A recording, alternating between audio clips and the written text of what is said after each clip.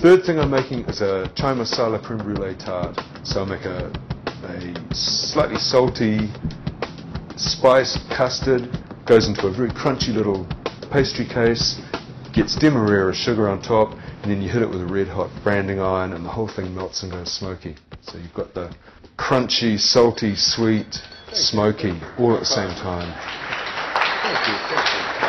I'm going to make a pudding, funnily enough. It's the end of the meal, why not? And I sort of think it's time for a cup of tea, so I'm going to basically do something based on a cup of tea, all right? I have the tea bags right here. And what I've got over here is 500 mils of cream. I'm going to make a chai masala creme brulee tart. The success of the last course is the very, very old-fashioned way I'm going to make the brulee. Now, a lot of people would use a blowtorch, and you could use a blowtorch for this recipe if you wanted to, but you won't get that same intense smokiness unless you use a brulee iron. And if you really want to do it the same, you've got to go out and buy yourself a brulee iron and heat it up on, on a flame and do it, and don't be scared. So over here I've got 500 mils of cream, 2 tea bags. I'm using Dilmah tea, very good tea. 6 squashed cardamom pods in there, 8 cloves, and some ground ginger, some cinnamon, and a really big pinch of salt. And this is the custard, no sugar. Okay? Now if you want to make custard, a real custard, not that nasty stuff you get in a packet, you get some egg yolks, which I've got here. And as soon as this has come to the boil, bring this to the boil slowly so that the spices, the salt and the tea can infuse into here. Like so. You notice I have a pot bubbling away here. Are we boiling? Yes, we're boiling, which means I can now turn that off, strain that into there, and then this gets tipped into there, just ever so slowly, just to get it going, like that. And it can all go in there. Don't whisk it too much, you're not trying to put air into it, you're just stopping it from catching on the bottom. And then you go over here, stick it over the pot of barely simmering water, and you stand there and you can look out the window. Just keep it moving, Talk on the phone, do whatever you like, but just keep it moving, otherwise it'll catch on the bottom. And it should be just simmering, which it is. And now that's going to get really thick. And that now gets cooled. Whoops. And that gets cooled and ends up, by the time you've cooled that down, it ends up looking like that. Okay? Beautiful, beautiful, real custard. Right, so that's that. I'll show you how to make the pastry. I've got some sugar, some butter, and some zest. And I'll just chop that up. So that goes in there.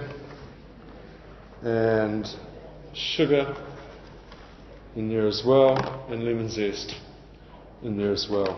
Blend that up.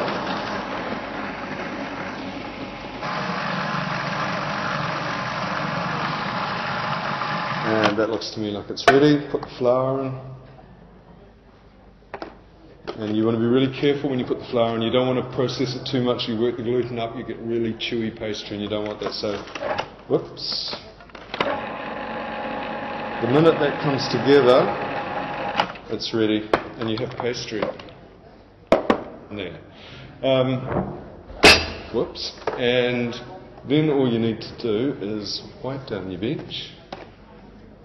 Just take this out, tip it on your workbench, and you've got this very soft, crumbly dough.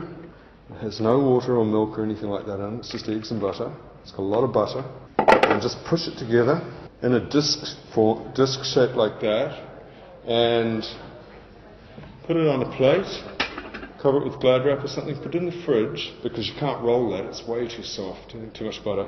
Put it in the fridge until it's firm enough to roll. You get yourself some little small tart rings like this, is about 8 centimetres, and you roll the pastry out, carefully put it inside one of these, then you put them on a tray, and then you put them back in the fridge until they get hard again. This is because there's so much butter in this that if you just stuck it straight in the oven, the whole thing would just collapse, alright?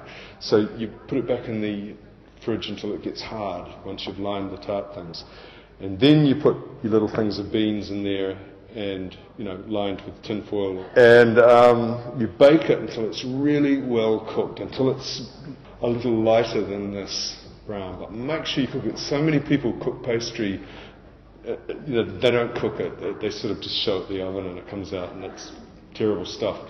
But when you cook this really well, it's got lots of butter and a little bit of sugar and lemon in it, you get this lovely, it's like it's made of cookies. Because it's not just a vehicle for the tart, it's actually, I want the pastry to taste really good as well. I'm hoping that those are really, really hot, because this is what you do. You've made your pastry, you've got your little tart cases, okay, this is what you're going to have, and you get some of this, and you put it in there, and you just smear it on there like that. I'm just going to wipe the knife across the top of it, like that. And we'll put that on there. I've got some Billington's natural Demerara sugar here, which is dark, it's not just sweet. And why would I be wanting to do it all like this? Because I don't want just a boring sweet flavour. I want something interesting, you know, it makes your life worth living. And this is, you do the brulee routine here, put some sugar on it, just a bit. I've got some whipped cream and some yogurt, because the other thing that's really good with this is something sour. So you got, you know, sweet, salty, sour, it's all going on for grown-ups. And I've got some whipped cream, which is in the big bowl, and some yogurt, which I'm just going to mix together. You could do it with yogurt, but I wanted the deluxe rich version. That's going to work. And now for the climax of the evening. We hope. If this is hot enough, this thing will work. So, you go like this. And you have a creme brulee. What I like about the creme brulee tart is you've got this very crunchy, sweet cookie dough pastry, which is quite thin. And that's a real creme brulee. You've got Don't ever be slightly satisfied tannic with from the anything. tea, spicy, slightly salty custard with no sugar in it at all, and then you've got this crunchy, smoky Demerara, which is very caramelly, sugar top to it. So that when you eat those three, you think about your teeth biting through those three layers. You got it? Serve it with a bit of this, and that is now, see how tap, tap, tap, it's gone completely hard.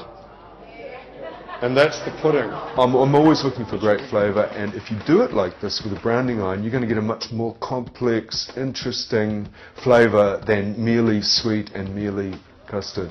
And I don't care how simple things are, I always want the best flavour I can find. And it's worth doing that. If you don't want to do that, it's too scary, whatever, don't do it. Make something else just as good. And I guess, as they say, the proof will be in the pudding, or the proof will be in the whole meal.